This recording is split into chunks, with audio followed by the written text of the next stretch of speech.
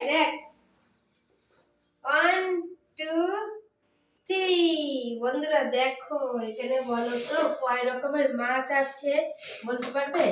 আরে বাবা এ তো বরফ হয়ে গেছে। দেখো তাও একটু হাত দিয়ে দিয়ে সরিয়ে সরিয়ে দেখাচ্ছি। দেখো ভালো করে দেখো।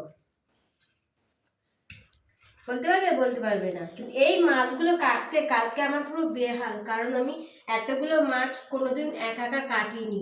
আর আমাদের বেশিরভাগের মাছটা কিনে বাজার থেকে কেটে নিয়ে আসি, আর কালকে আমি এই মাছগুলো কাটতে পুরো আমার বেহাল।